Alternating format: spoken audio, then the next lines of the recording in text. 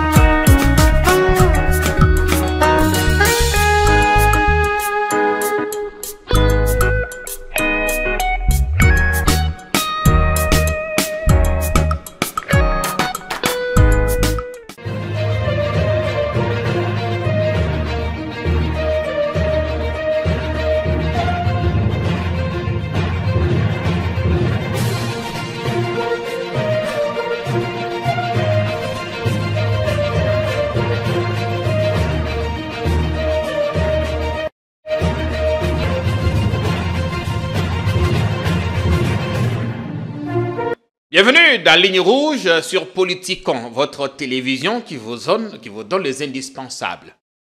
Jamais la publication d'un gouvernement n'avait autant déçu et divisé. On reviendra tout à l'heure sur les chocs, les frustrations, les premières désillusions qui ont suivi la publication des Souminois 2. Un gouvernement annoncé, resserré, inclusif, porteur d'espoir. Et voilà qu'il divise déjà. Il a maintenant un goût amer dans plusieurs camps politiques, y compris au sein de la majorité présidentielle. On verra bien des vidéos dans l'émission avec des visages qui ont été écartés, des promesses non tenues. On va dire que Souminois 2 suscite plus des questions qu'il n'en répond. On reviendra tout à l'heure sur tous ces détails, mais également sur une importante conférence sur la paix qui est annoncée pour ce week-end. Vous êtes au bon endroit, au bon moment. Merci de nous regarder. On accorde la parole aujourd'hui à un jeune éclairé, Hugues Bolé Ndombo. On n'a pas massacré votre nom. Non. Président. Très bien. Bienvenue chez nous. Merci beaucoup. J'aime beaucoup cette émission Politicon. Quel honneur pour nous. Non, mais l'honneur est partagé. De vous recevoir ici aujourd'hui. C'est un honneur pour moi aussi d'être reçu dans cette émission. Moi, je suis de ceux qui aiment quand mes compatriotes congolais font des bonnes choses et que ces choses-là tiennent dans le temps et surtout que c'est qualitatif. C'est un honneur pour moi aussi. Et c'est avec délectation que nous, on vous suit ailleurs, surtout quand vous décryptez l'actualité sportive. On aime bien vous regarder, parfois avec vos chaussettes rouges. Oui. Vous avez un look atypique et c'est formidable. Merci beaucoup, merci en tout cas. Vous êtes président du mouvement citoyen éclairé ou les éclairés. Mouvement citoyen éclairé. Éclairé. Qui porte sur le changement des mentalités. C'est ça votre mission que vous êtes donnée. Vous voulez changer l'inchangeable, en fait. Ah ouais, ça c'est bien, ça a changé l'inchangeable. En tout cas, on propose, parce que quand on dit changement, l'être humain a tendance à être réfractaire, il ne veut pas changer. Oui. Mais on propose une nouvelle vision, on se dit, et si on essayait de faire différemment les choses? Parce que nous avons été dans des antivaleurs. La RDC, on le disait même en off, et les antivaleurs sont au sommet de la pyramide. Vraiment, on ne sait plus. On a atteint le point de non-retour. On a atteint un point de non-retour, et il est de notre devoir de se dire, bon, vous ne trouvez pas que là où on est, là, c'est pas possible, ce n'est pas vivable, et qu'on devrait peut-être changer notre mentalité. Le pays est riche, le sol, le sous-sol, le capital humain, parce qu'on est plus de 100 millions de Congolais aujourd'hui. C'est un très grand marché, mais la mentalité congolaise, si elle n'évolue pas... Il faut commencer par quoi? On sait tous que tout est à refaire ou presque. On commencerait par quoi? Quel nouveau discours, quelle nouvelle rhétorique vous amenez qu'on n'a pas entendu avant? C'est vrai, on ne va pas réinventer la roue, ça c'est une chose. Mais vous voyez, dans le mouvement citoyen éclairé, nous avons 5 axes stratégiques. C'est là où on s'est dit, ce sont des points qu'il faut toucher pour que la mentalité évolue. Le socle même de tout ce qu'on fait, c'est l'éducation. L'éducation, c'est le noyau même, parce qu'un être humain qui n'est pas éduqué est semblable à un animal. Et même, j'ai envie de dire, même l'animal a une éducation animalière. Entre eux, les fourmis, ils éduquent leurs enfants, on appelle ça éducation, mais ils apprennent comment vivre dans la communauté des fourmis. Et nous aussi, les êtres humains, nous devons apprendre à vivre dans un système qui est mondial. Nous devons répondre justement. Et c'est l'éducation qui, dans l'éducation, il y a la sensibilisation, il y a la formation, il y a l'éducation, on va dire, académique, il y a l'éducation sociale, il y a l'éducation émotionnelle. Ce n'est pas forcément ceux qui réussissent à l'école qui réussissent dans la vie, parce que ce n'est pas le même type d'éducation. En tout cas, donc voilà, l'éducation, l'entrepreneuriat. Les jeunes aujourd'hui, la plupart des Congolais, beaucoup d'ailleurs dans l'économie informelle, entreprennent déjà. Quand on dit qu'il n'y a pas d'entrepreneurs en RDC, j'ai envie de dire qu'il y a beaucoup d'entrepreneurs en RDC. Qui sont dans l'informel. Mais qui sont dans l'informel. Qui ne sont pas encadrés, structurés. Qui ne sont pas encadrés, qui ne sont pas structurés. Donc cet entrepreneuriat-là, on l'oriente. Qu'est-ce qu'on veut entreprendre? Nous, dans le mouvement citoyen éclairé, nous prenons l'entrepreneuriat tourné vers le secteur agroalimentaire. Parce qu'on est dans un pays où les gens ont faim. 100 millions de Congolais ont faim. Et si on a faim, c'est très difficile aussi de se développer. On dit ventre affamé, n'a point d'oreille. Et on passe dans l'entrepreneuriat, c'est très large. Vraiment, c'est très large l'entrepreneuriat. Et puis, il y a le sport. Dans le sport, il y a aussi la notion de santé. On est en bonne santé, mais en plus, on apprend le leadership, l'esprit d'équipe, on apprend la résilience, on apprend le dépassement de soi. Et le sport nous fédère. Dans le sport, quand un Congolais marque, par exemple dans un match de foot, on ne dit pas « Est-ce que ça m'a tété, là, m'a marqué? Est-ce que ça m'a louba ?» Non, nous tous, on saute de joie. Et c'est ça que le sport nous emmène, hein, que ce soit dans le foot, dans le judo, dans n'importe quelle discipline. On appelle ça même des disciplines sportives. On apprend beaucoup la discipline. Et puis derrière, il y a la culture et art. Donc culture et art, c'est ce qui vend notre pays. C'est ce qui vend dans la musique, la peinture, le dessin, le cinéma, le théâtre. Et il n'y a pas que, ça entre en profondeur, nos langues, nos us et coutumes, dans la culture et art, il y a tout ça. Et au final, ça nous a été imposé, la paix et la sécurité, dans un pays où il y a 9 pays limitrophes, un grand pays de 1 345 410 km², 9 pays limitrophes. Je pense qu'on est l'un des seuls pays au monde qui a autant de pays limitrophes.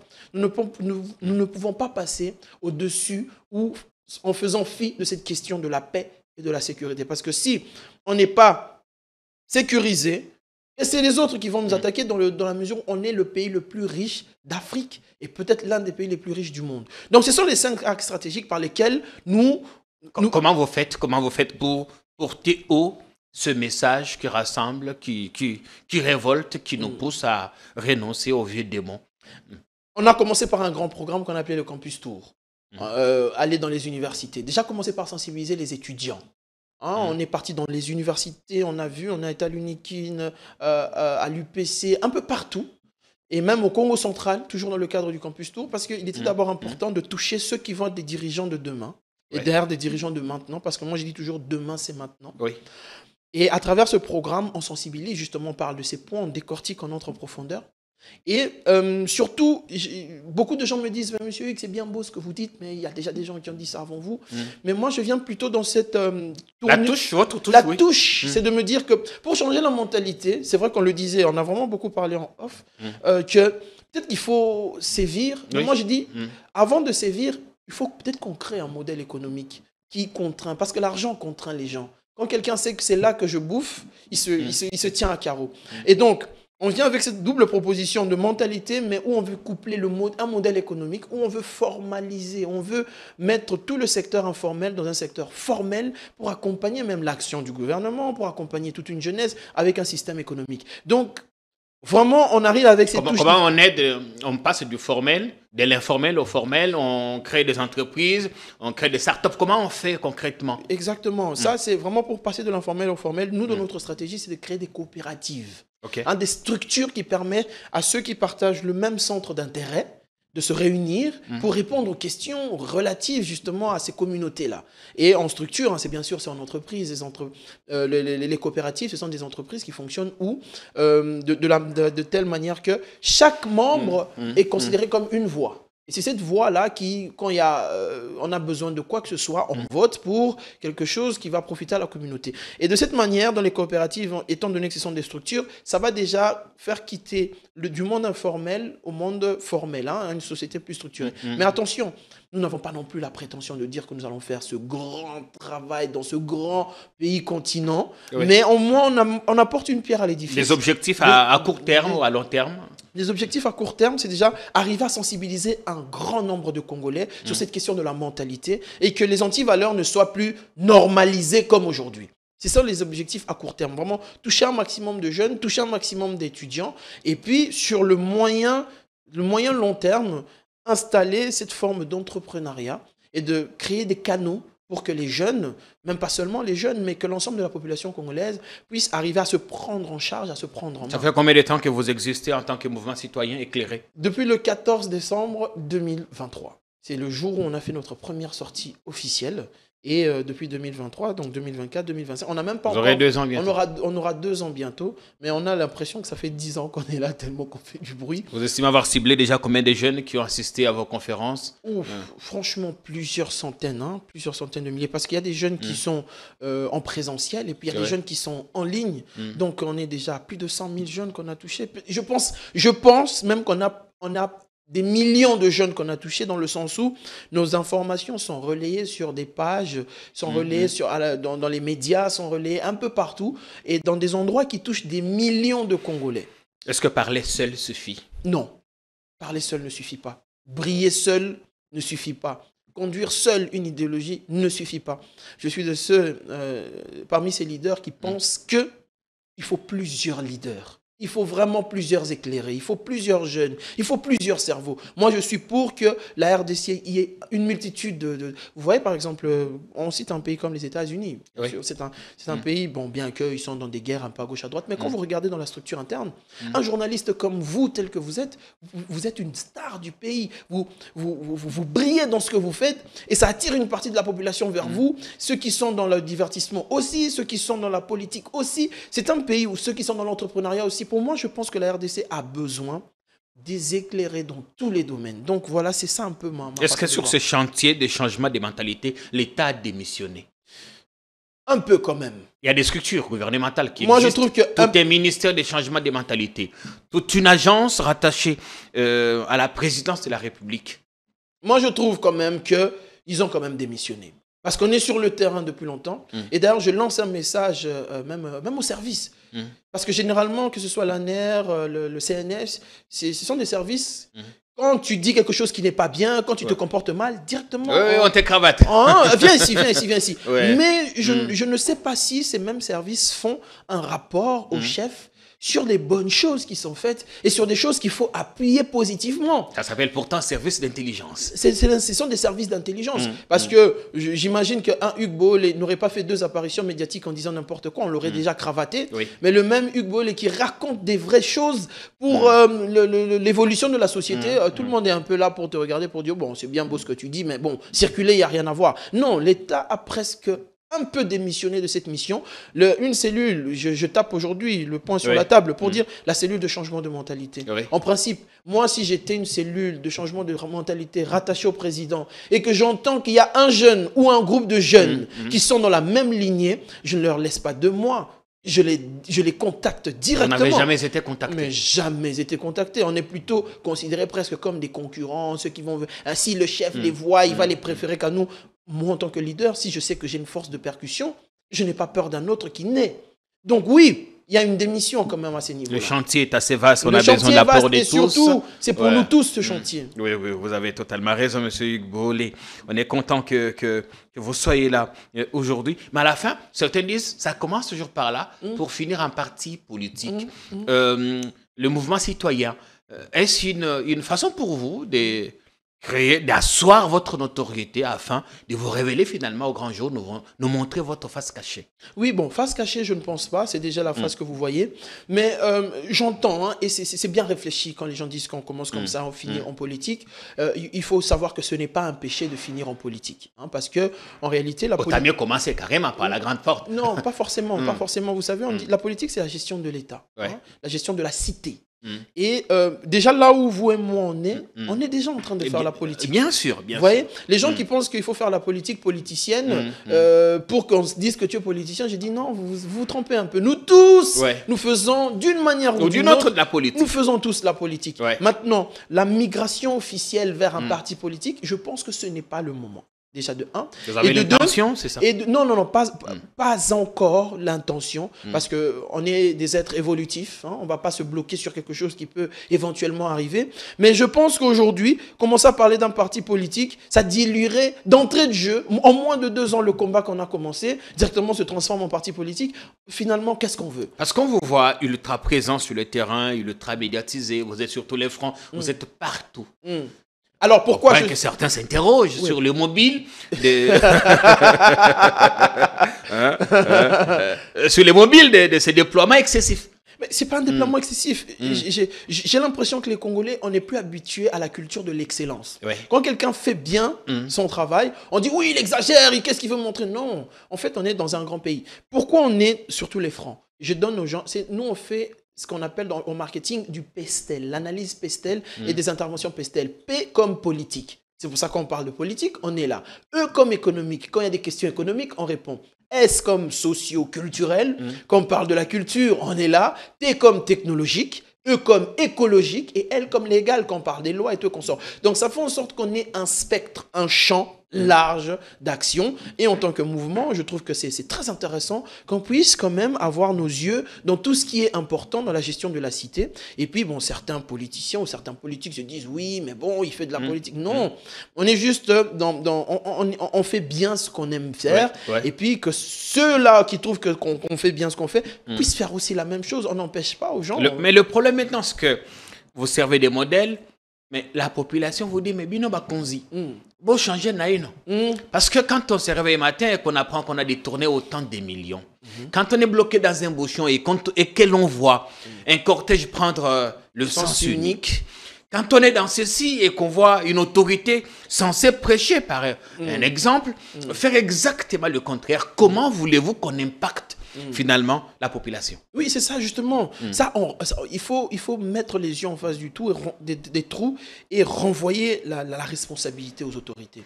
Moi, je lance un message aussi aux autorités. Quand je dis, quand on vous appelle excellence, on ne vous appelle pas excellence en titre honorifique. On vous appelle l'excellence parce qu'on suppose que vous devez être excellent. Vous devez être excellent ou vous cheminez vers l'excellence dans tout ce que vous faites. Aujourd'hui, excellence est devenu un titre honorifique. Limite pour flatter l'ego. Mais non. Et donc, du coup, ces autorités, nos autorités du pays, ont une part de responsabilité non négligeable, ou même la plus grande part de responsabilité en ce qui concerne de prêcher par l'exemple. On ne peut pas parler de sens unique si l'autorité prend le sens inverse. Vous voyez, il faut vraiment qu'on puisse prêcher par l'exemple. Et le gouvernement, pas seulement le gouvernement, quand on dit autorité, les gens pensent qu'il n'y a que les ministres. Non, il y a les ministres, les DG, les directeurs dans les entreprises, les autorités, les cadres doivent prêcher par l'exemple. Or, aujourd'hui, ce n'est pas forcément le cas. Nous décrions, mais nous conscientisons et nous nous remettons ensemble pour se dire que, et si l'élite commençait d'abord par montrer l'exemple? Parce que le peuple, comme on dit, le peuple normal, j'aime pas l'utilisation du petit peuple, parce qu'il n'y a pas un petit peuple. Le grand peuple. Il y a le grand peuple, le grand public voit cette petite élite se comporter n'importe comment, et pourtant c'est cette élite-là qui leur demande de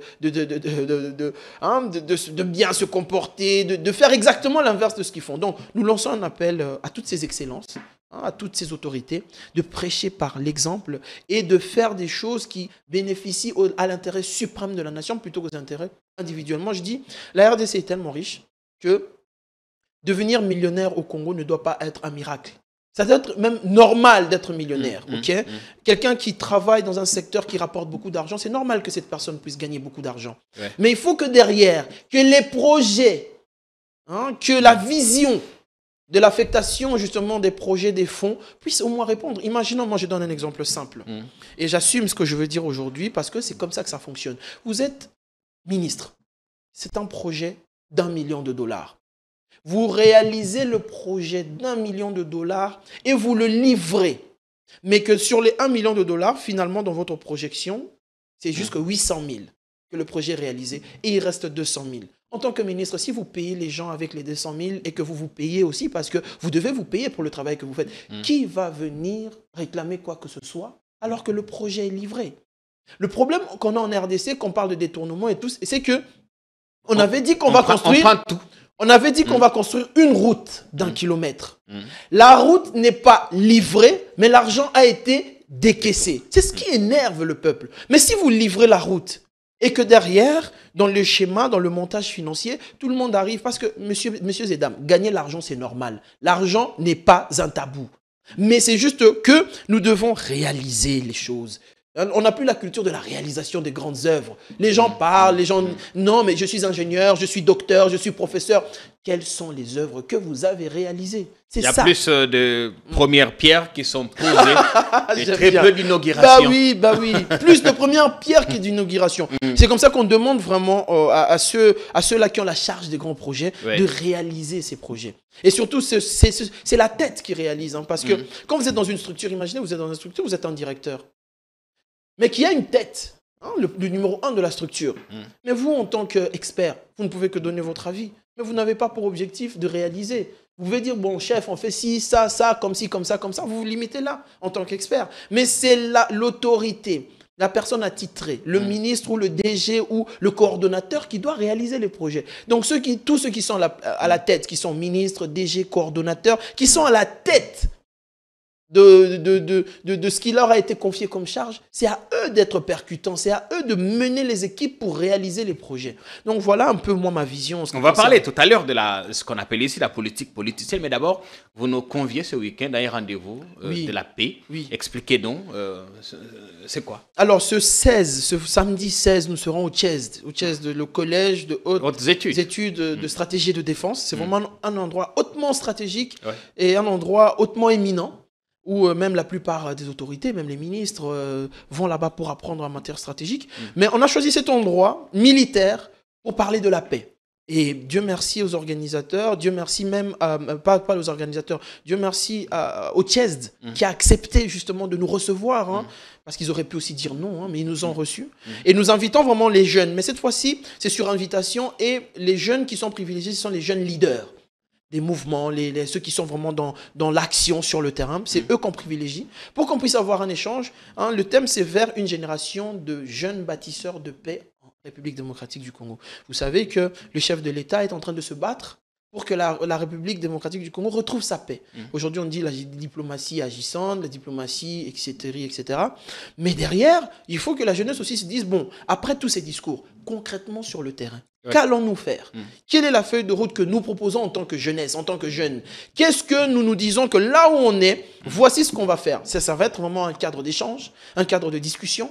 Et ça ne sera pas qu'une conférence, parce qu'à l'issue, il y aura un compte rendu, il y aura une feuille de route. Là, déjà, je suis en train de travailler avec les équipes pour préparer une pré-feuille de route qui aura des amendements et qui va définir la feuille de route pour qu'on puisse se dire que, bon, écoutez, monsieur le président de la République, chef de l'État, voici ce que la jeunesse pense, voici ce que nous les jeunes, nous la population congolaise, nous les leaders de jeunes pensons.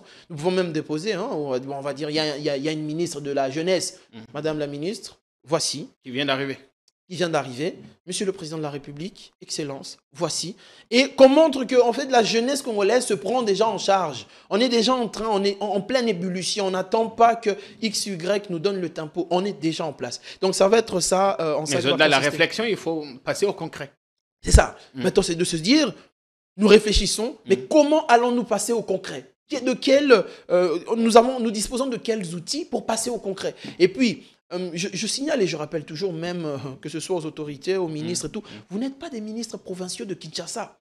Remarquez, vous allez voir, que les ministres et même les directeurs généraux, pour eux, le Congo, c'est Kinshasa. Tout est centré sur la capitale. Tout est centré sur la capitale. Or, quand on dit que vous êtes ministre, vous êtes un ministre national. Donc, c'est normal que le ministre puisse aller 4 jours à Mbandaka, qu'il aille dormir 6 jours à Lubumbashi, qu'il puisse se déplacer pendant 2 semaines, il campe à Mbujimaï. Parce que c'est un ministre national, c'est un directeur général national. Il ne faut pas que tout soit centré sur Kinshasa. Et donc, comment on met ça en application? Qu'est-ce qu'on propose? Tout ça, c'est ce qu'on va discuter le 16. C'est comme ça que je vous appelle, vous tous, vous les éminents. Merci. En tout cas, vous êtes des VIP, vous venez vous asseyez, vous donnez vos résolutions. Et puis, au moins qu'on ait quelque chose sur la table pour avancer. Merci bien, on sera là. C'est promis. Et j'espère que vous qui nous regardez, vous passez du bon temps de télé. Certains qui voudraient peut-être se joindre à vous, qui n'ont pas de contact, vers la fin de l'émission, vous donnerez... Mais c'est déjà sold out. C'est déjà plein. Plein. Voilà. Peut-être, bon, il faut essayer quand même. Il y a toujours une personne qui peut se désister. Mais la salle est déjà pleine. C'est 400 personnes. Vous savez, bon, on se vante un tout petit peu. Nous, on aime bien quand il y a du monde, la foule, parce que c'est ça notre peuple. C'est un grand peuple. Mais là, c'est quand même assez restreint. Et d'entrée du jeu, les places ont été prises. Mais pour ceux qui veulent venir, quand même, il y a le numéro, il y a la fiche qu'on va vous donner. Et puis, contactez quand même, on ne sait jamais. Bien, on ne va pas vous lâcher. Sans dire un mot sur la sécurité, également sur la sortie du gouvernement. On l'attendait beaucoup. J'ai vu sur la toile des gens vous titiller. On peut dire que vous... Enfin, si vous n'étiez pas candidat, mais certains auraient bien voulu vous voir occuper un portefeuille. Et malheureusement, ça n'a pas été le cas. Quels sont, d'abord, le premier sentiment que vous avez eu à la sortie de cette nouvelle équipe gouvernementale?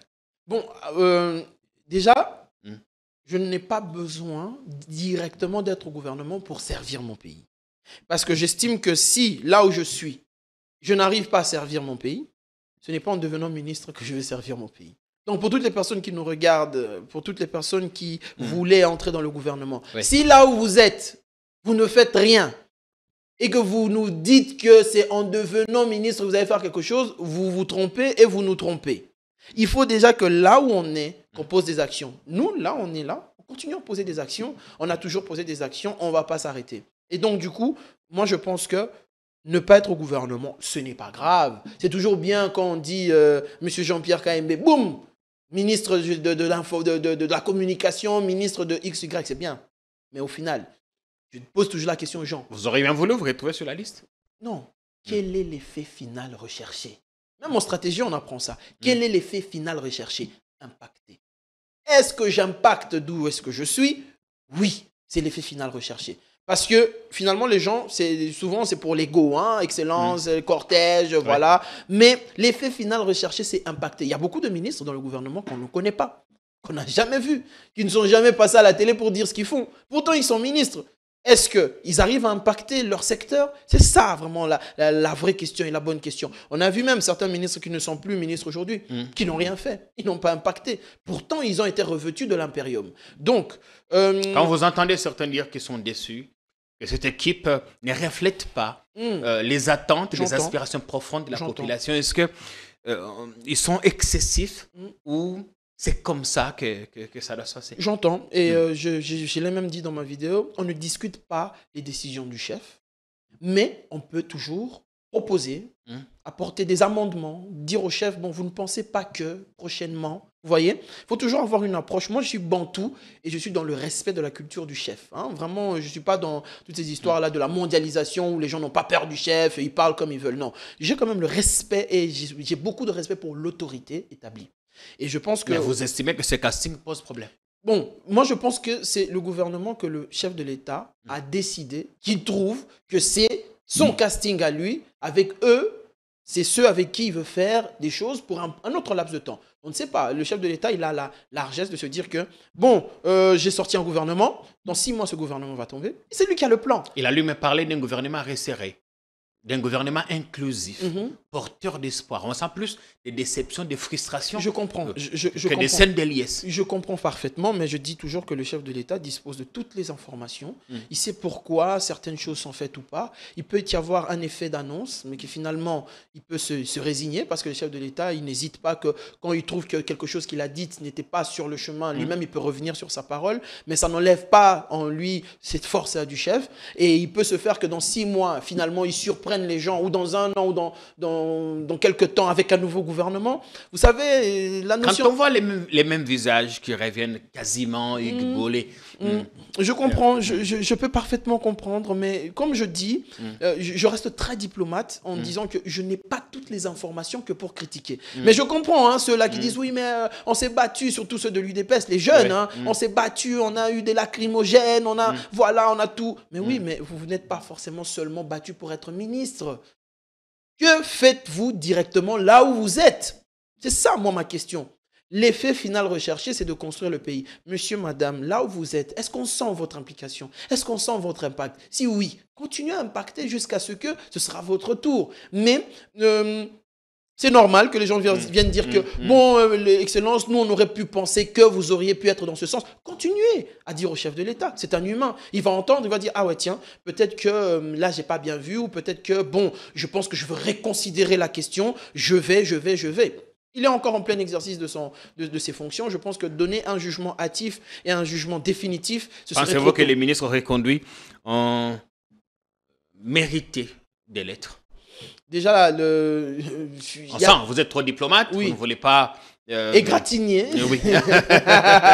Oui, certes. Maintenant, si j'entre dans ma casquette d'analyste, dans ma casquette de celui qui propose, hein, je peux dire, bon, il y en a certains, on ne va pas citer les noms pour ne pas frustrer les gens, pour des raisons de paix sociale. Il y a certains qu'on aurait pu changer carrément. Il y a certains qui auraient pu se mettre sur le banc de touche et regarder d'autres monter sur le terrain, bien évidemment. Il y a toujours des améliorations qui auraient pu être faites. Et puis, je comprends aussi la frustration de beaucoup qui se voyaient dans le gouvernement mais qui n'y sont pas. Je comprends tout ça. Mais observons aussi. La maturité veut aussi qu'on se dise, bon, imaginons M. Jean-Pierre Kaembe devait être dans le gouvernement, mais il n'est pas là. Et il commence à vociférer, à s'énerver sur tous les plateaux. On se dit, vous voyez, une personne comme ça, comment on aurait pu lui donner un poste donner... Vous ne comprenez pas l'impatience de certains qui voient qu'on est à presque 3 ans de la fin du mandat. Je comprends, je comprends parfaitement. Oui. Mais maintenant, il est question que l'on puisse travailler ensemble, que ceux qui font que tous ceux qui sont dans l'action continuent à poser des actions. Certains vous disent, mais nous, on a lutté, on a milité autour du président. Maintenant, comme le pasteur Paul Mukendi, qui parle d'une nomination de copinage, qui ne reflète pas le peuple d'abord. Nous sommes dans un pays démocratique. Chaque Congolais a le droit d'exprimer son mécontentement. Chaque Congolais a le droit de dire que, bon, moi, ça ne me convient pas. Mais demandez aussi à chaque Congolais, que faites-vous dans votre vie de tous les jours pour changer le Congo? Sur 10 Congolais qui ont parlé, vous allez voir qu'il n'y a que peut-être que 3 qui font vraiment des choses. 7 autres visent des intérêts individuels. Et vous verrez qu'il y a peut-être 3 sur 10 qui visent vraiment les intérêts suprêmes de la nation. Alors moi je dis, ceux qui n'ont pas été nommés, ceux qui n'ont pas été promus, travaillez, continuez à faire des choses. Continuez à impacter dans votre microsphère. Si vous n'impactez pas dans la microsphère... Comment travailler si on a fait de la politique une carrière et que pour avancer, il faut forcément avoir un poste officiel. C'est ça le problème. Quand on fait de la politique une carrière, finalement, on ne passe que dans les émissions pour parler. Parce qu'au final, ceux qui ont fait de la politique une carrière, ils n'ont pas forcément un autre talent que de parler de politique, ben, ils se retrouvent inutiles dans la société. Pas inutiles, hein, mais je veux dire pieds-poings liés parce qu'ils ne savent que faire la politique. Or, il faut se diversifier. Il faut entreprendre dans un pays où il y a des problèmes de famine. Il faut que nous tous, qu'on puisse entreprendre dans le secteur agroalimentaire. Il faut qu'on fasse des propositions. Il faut qu'on réunisse les jeunes. Il faut que dans une population, il y a 70% de jeunes. On a tellement un grand chantier à faire et continuer toujours à talonner le chef de l'État pour dire regardez ci, regardez ça. Parce que c'est le travail de la population. Mais de là... Si la main du président vous étiez tendue, l'auriez-vous prise? Pour moi, le président de la République représente la RDC. Donc, si la main du président m'est tendue, je dirais que c'est la main de la RDC qui m'est tendue. Je ne peux pas dire non. Jamais. Mais je ne serai pas frustré de travailler pour mon pays parce que la main n'a pas été tendue. On a été, pour les consultations, on a fait tout ce qu'il fallait. On n'a pas été consulté. Est-ce qu'on a arrêté de faire les conférences? Non. On ne vous a pas consulté. On ne nous a pas consulté. Mais pourtant, on est parti au Congo central, on fait un plein, les jeunes nous suivent. On est plus populaire que beaucoup de politiciens. Est-ce qu'on arrête de faire ce qu'on fait? Non.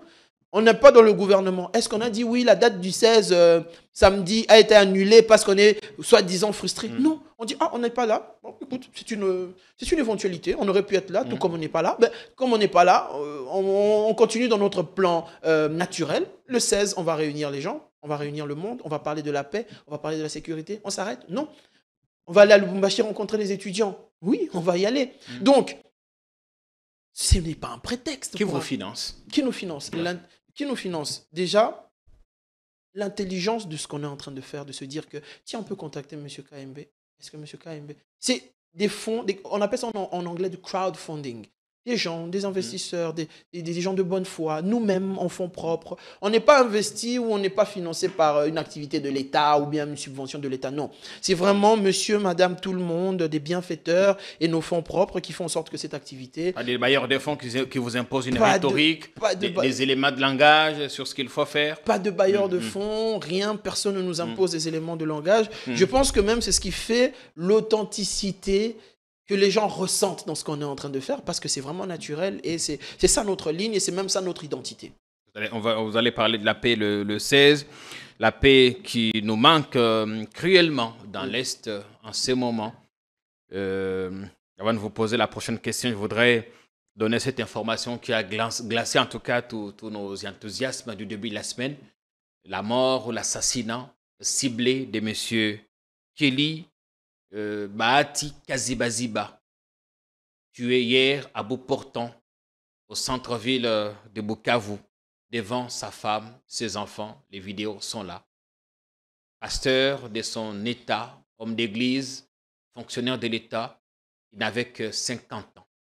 Son seul péché, c'est parce qu'il est grand frère aîné d'un homme d'affaires, d'un opérateur économique du coin, qui a été particulièrement la cible de la barbarie du M23 depuis leur arrivée à Bukavu. Ils ont pris ses biens personnels, ses maisons, ses villas, ses immeubles, ses véhicules, les installer, le matériel de traitement de minerais dans ces entreprises. Et quand il a osé dénoncer, voilà ce qu'on a fait à son frère à Bukavu hier soir. La famille est inconsolable. On va parler de tout ça, mais vous qui prenez la paix, vous qui prenez le changement de la mentalité, je voudrais avoir votre commentaire à chaud sur ces crimes crapuleux. Il y en a tous les jours, tous les soirs, c'est tout le temps. Les gens sont finalement habitués avec ça. Non, c'est dommage, c'est triste, c'est dommage de voir que ceux qui, entre guillemets, disent qu'ils sont venus libérer, entre guillemets, commettre des exactions comme ça. On est dans un pays, la République démocratique du Congo, on se rend compte que les gens font exactement l'inverse de ce qu'ils disent, en réalité. On vient pour, entre guillemets, libérer, je ne sais de quoi. Lutter contre l'injustice. Lutter contre l'injustice. Mais on prend les biens d'autrui. Mais on prend les biens d'autrui. On note la vie. On note la vie. Ce n'est pas ça. Ce n'est pas ça. Dans un pays où on a besoin de la paix, venez avec des propositions économiques. Venez changer des vies grâce à des effets visibles et palpables. Venez changer de vie en proposant une meilleure vie au peuple congolais. Proposition économique, proposition sociale, amélioration des conditions de vie des gens. C'est ce que le Congolais a besoin. On n'a pas besoin d'être molesté, d'être abattu comme des animaux. On n'a pas besoin de cette guerre. On n'a pas besoin de toute cette animosité qui tourne autour d'ailleurs d'une économie informelle. Parce que vraiment c'est ça, hein, l'économie. Oui. Si aujourd'hui les ennemis, si aujourd'hui les agresseurs sont RDC, c'est pour entretenir cette guerre qui leur permet de faire une économie informelle autour des mines. C'est-à-dire qu'on ne contrôle pas le flux de ce qui sort. Même si on nous dit oui, voilà, on observe, on regarde, mais non. Et on veut simplement formaliser cette économie. Et vous savez, on a plus à gagner à formaliser l'économie de la République démocratique du Congo que l'informel qui tue, qui fait couler, qui a plus de 10 millions de morts. Je pense que la RDC a payé en mètres cubes de sang, assez de sang que n'importe quel pays du monde, depuis la création de l'humanité jusque-là. Vraiment, ça fait mal de voir ça, ça fait mal qu'on voit. Alors, quand on voit les discussions à Doha patauger un peu, les nouvelles invitations n'ont pas été lancées par l'État médiateur, les partis ne se mettent pas d'accord, notamment sur la question de la libération des prisonniers, alors qu'on attend la paix, qu'on attend le retrait du M23. Je voudrais savoir le regard que vous portez sur ces initiatives de paix. Oui, le regard que nous, on est en train de porter, c'est... on voit bien que d'un côté, le président de la République qui fait un effort au niveau diplomatique, mais il ne faut pas oublier aussi le niveau militaire. Il ne faut pas oublier d'être... On dit, pour être respecté, c'est même Emmanuel Macron, je l'écoutais dire, hein, pour être respecté, il faut être craint. Pour être craint, il faut être puissant. Et pour qu'on sache que tu es puissant, tu dois faire une démonstration de force. À partir du moment où on sait que tu n'es pas puissant, tu ne peux pas être craint. Et aujourd'hui, la RDC doit monter en puissance au niveau militaire. La RDC doit mettre tout en charge, tout en marche pour que l'armée soit puissante. Parce que tant que l'ennemi est là, il se dit, bon, Trobundate, c'est la paix. Non, mais quand on commence à sentir que l'armée est là et qu'au niveau militaire, la RDC vraiment se réveille et que, écoutez, on partage si ça vous voulez pas, c'est la guerre. Je dis, le Dieu d'Israël que vous priez, Dieu d'Israël, Nzambe Abraham, Israël est en train de faire la guerre un peu à tout le monde parce qu'ils ont cette puissance militaire. Et vous continuez à espérer que Nzambe Sala Ndengal, Nzambe Sala Lolenge na yo Sala. On va penser que l'Occident viendrait se battre à notre place, s'imposer la paix. Ils ne vont pas envoyer un seul militaire se battre à votre place alors que pour la plupart, cette guerre est en train de leur servir. Non! Réveillez-vous, réveillons-nous les Congolais. Nous devons nous réveiller et nous devons faire en sorte que notre armée puisse nous sécuriser. Parce que nous avons 9 pays limitrophes. Dans la géopolitique, la RDC est un pays hyper stratégique. Si ce n'est pas un qui nous attaque, c'est 2 qui nous attaquent. Si ce n'est pas le numéro 2, c'est le numéro 3 qui nous attaque. Nous avons 9 points d'attaque. Pour moi, les 9 pays limitrophes, ce sont les 9 points d'attaque, en fait.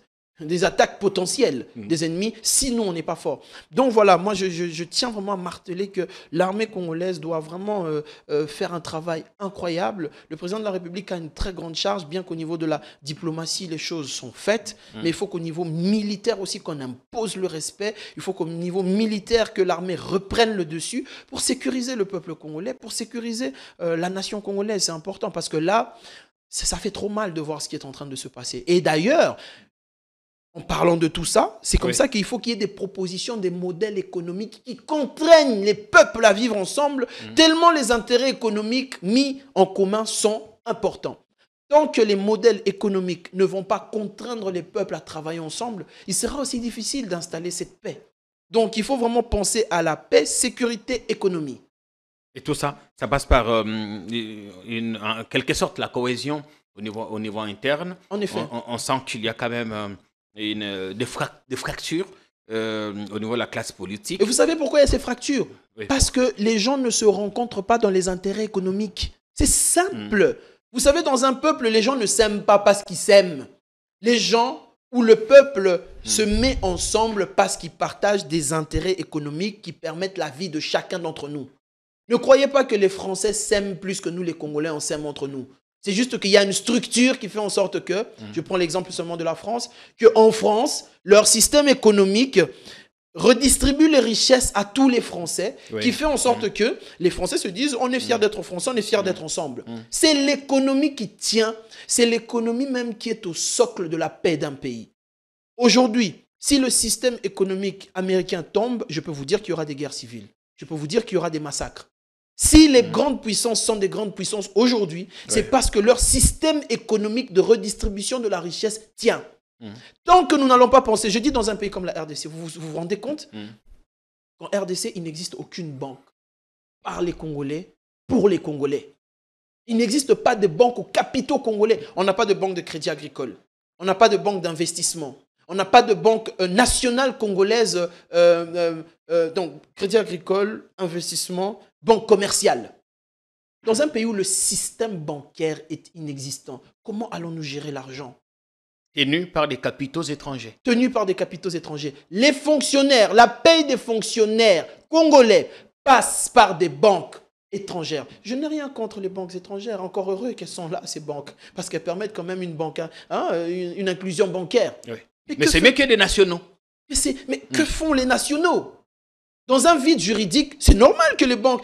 On ne va pas blâmer les banques étrangères parce que nous-mêmes, nous laissons ce vide et ils vont s'installer dans ce vide.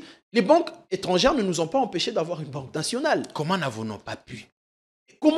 Jusqu'au jour d'aujourd'hui, je lance un message même au gouverneur de la Banque centrale du Congo. Je lance un message au ministre des Finances.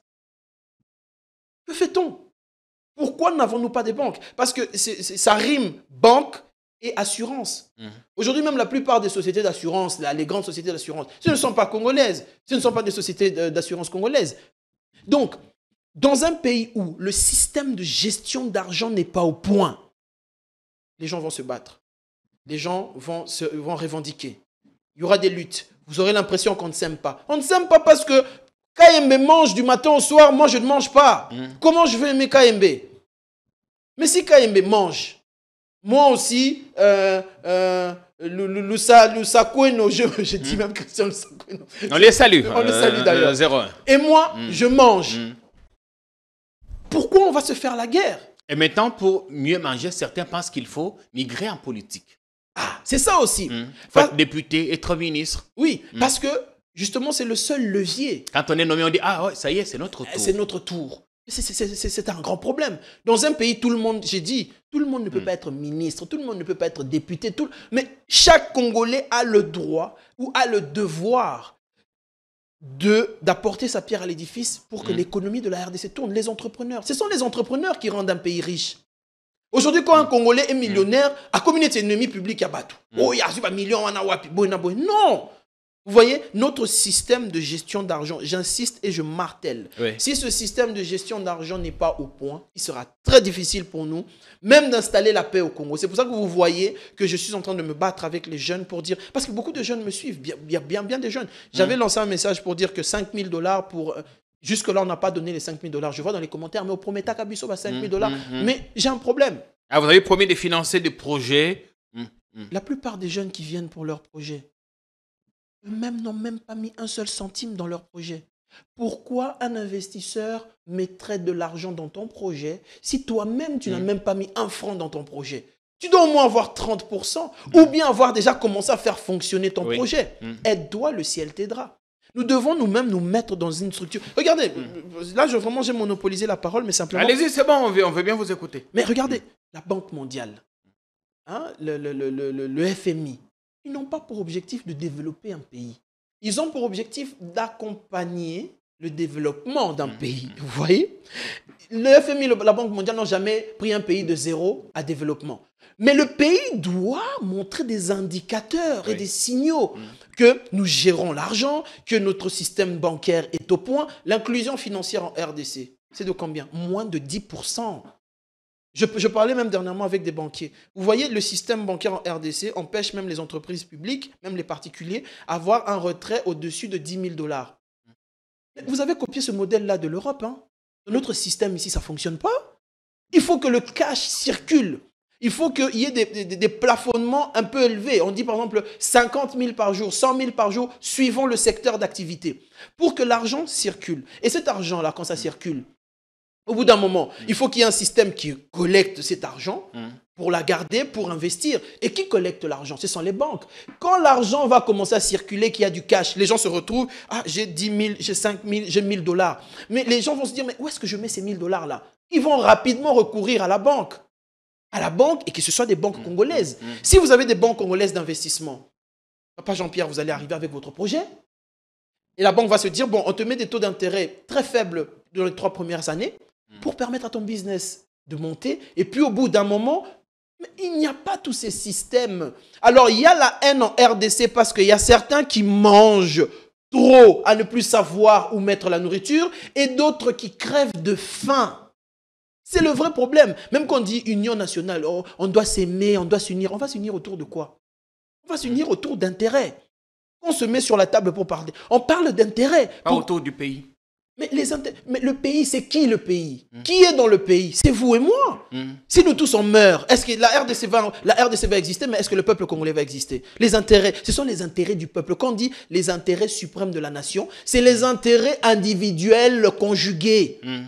Nous devons avoir des intérêts que bon, dans un ministre, mais dans moi poste dans hein, banana bakendaka classe, nakufuta mwandaku, tokolia. À partir du moment où on a dit que banana bakendaka classe, akoki kolia à cause de transport. Pourquoi il va rêver d'entrer dans la politique? Réveillons-nous le peuple congolais. Ce sont les intérêts économiques qui vont nous réunir. Tant qu'il n'y a pas d'intérêt économique, c'est pour ça que vous voyez, les politiciens, on a bakutani bayokanité. Bayokanité, pas parce qu'ils ne s'aiment pas. Les politiciens discutent entre eux. Même beaucoup, les opposants, ils s'appellent au téléphone. Allô, Yaya, mais Bino Peli Kambouana. Ah non, nous, on va aller dans ce sens-là parce qu'on n'a pas nos intérêts. Le peuple, réveillez-vous. Les politiciens se parlent entre eux. Même les plus farouches opposants, ils se parlent entre eux. Mais ils se battent pourquoi? Les intérêts. Et le peuple doit retrouver ses intérêts dans ça. Le peuple, lui, est pris en otage. Le peuple est pris en otage. À partir du moment où même le chef de l'État, dans sa planification, dans tout ce qu'il est en train de faire, dès qu'il y a une meilleure redistribution des richesses, eh ben, ça dissuade beaucoup de gens à ne plus vouloir aller dans la politique. C'est très rare. Moi, j'ai grandi j'ai fait une bonne partie de ma vie en Europe. Entre les jeunes, je n'ai jamais entendu des jeunes qui voulaient faire la politique. Jamais. C'était que des papas, des tontons, voilà. Mais les jeunes, je disais, ah, je veux commencer une start-up. Ah, j'ai une idée d'entrepreneuriat. Parce que c'est l'entrepreneur qui enrichit le pays, pas le politicien. Oui. Donc voilà un peu ma vision au niveau économique et la vraie analyse. La raison pour laquelle on ne s'entend pas, c'est parce que certains mangent, d'autres ont faim. Si on équilibre ça, vous allez voir qu'on va s'entendre. Il ne faut pas être trop gourmand. Oui, vous mangez un peu, vous laissez aux autres. C'est important. Merci beaucoup. Bon, après, je ne vous laisserai pas partir sans dire un mot sur le procès d'un jeune comme vous, Constant Mutamba, qui est à la cassation, et l'ancien président qui est jugé notamment pour des faits de trahison et autres. Vous avez un commentaire libre. En ce qui concerne notre jeune, hein, parce qu'on est de la même génération. Notre ami Constant, hein, Excellence quand même, hein, même s'il n'est plus ministre, mais on lui laisse le titre d'Excellence. J'ai envie de dire, le Congo, ne tuez pas vos enfants. Le Congo, ne tuez pas vos enfants. On est entre nous. On est entre nous. Qu'est-ce que vous gagnerez aujourd'hui si Constant est mis à 0? Qu'est-ce que vraiment la RDC va gagner? On gagne quoi au final? Que tout le monde se pose toujours cette question. Chez vous à la maison, quel est l'effet final recherché? Vous cherchez à le sanctionner, à le punir, à l'enseigner? Qu'est-ce que vous voulez? Quelle est la démarche autour de ça? De l'éteindre complètement? Il faut que ce soit clair. C'est un fils du Congo.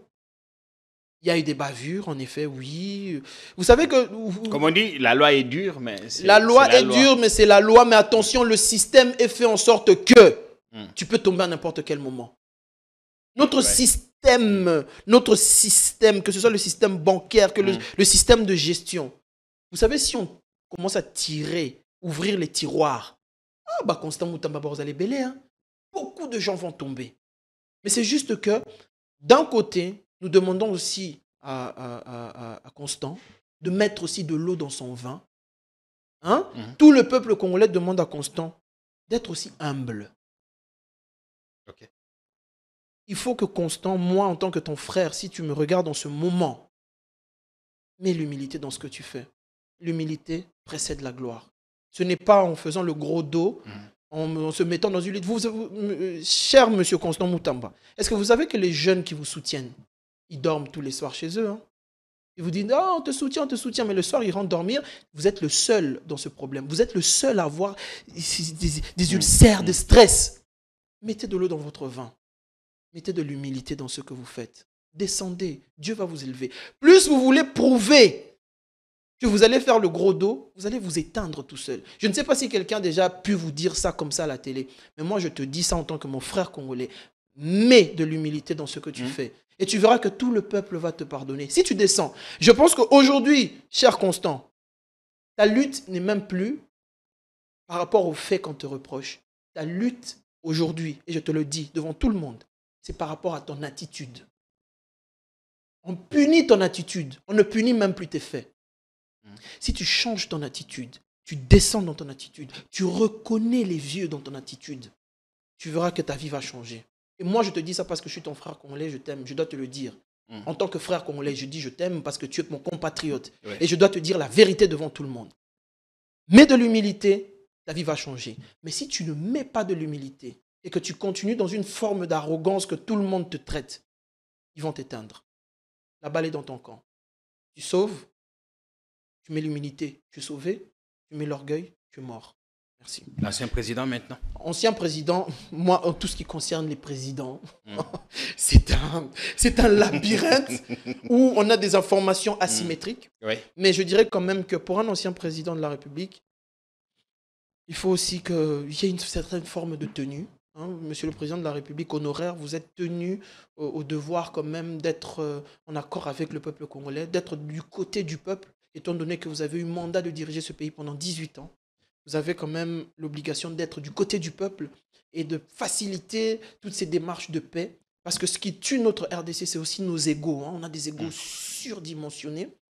Et je pense qu'il faut peut-être qu'on pense à l'intérêt suprême de la nation et qu'on se dise qu'au final, le mal qui gangrène la RDC, ça tue plus les Congolais qu'autre chose. Ça nous fait plus de mal à nous qu'à autres. Et les autres nous regardent nous livrer en spectacle sanguin, sanguinaire.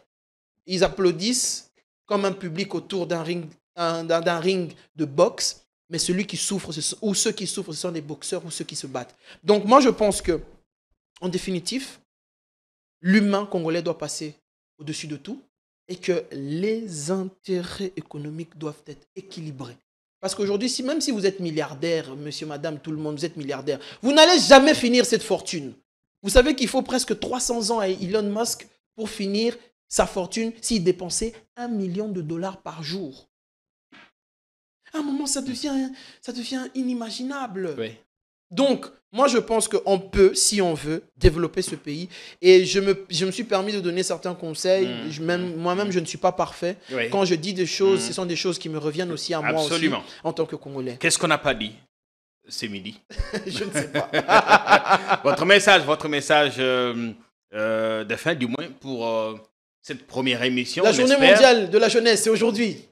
Ah, bien. Chers jeunes, ne vous laissez pas manipuler. Chers jeunes, aimez la République démocratique du Congo. Chers jeunes, ne vous laissez pas victimiser. Ne vous victimisez pas. Nous avons le sort de notre pays entre les mains. Du travail, vous dites qu'il n'y en a pas. Regardez autour de vous. Il n'y a que ça. Il n'y a que du travail. Sauf que nous devons arriver maintenant à transformer nos idées en modèle économique. Ce qui fait en sorte que vous vous dites que j'ai envie de m'asseoir dans un bureau, c'est parce que tu as envie de t'asseoir dans une sécurité d'un salaire, de l'argent que tu vas toucher de manière claire. Mais en réalité, nous devons nous prendre en main. La jeunesse congolaise doit se prendre en main. La jeunesse congolaise doit pousser. La jeunesse congolaise doit réfléchir. La jeunesse congolaise doit proposer un modèle économique et tester ce modèle économique.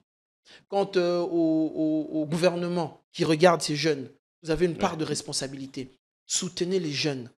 Mettez des projets, quelques millions à la jeunesse. Quelques millions, pas forcément que le ministre qui... Non, appelez les jeunes qui sont déjà en train de créer, en train de transformer la RDC. Mettez à leur disposition quelques moyens et vous allez voir comment le pays va se transformer. C'est ça mon message pour la jeunesse congolaise, pour le peuple congolais, pour cette journée mondiale de la jeunesse. Merci à vous d'être venu vers nous. C'est moi qui vous remercie. Rendez-vous donc ce samedi au CHESD, au Collège des hautes études stratégiques.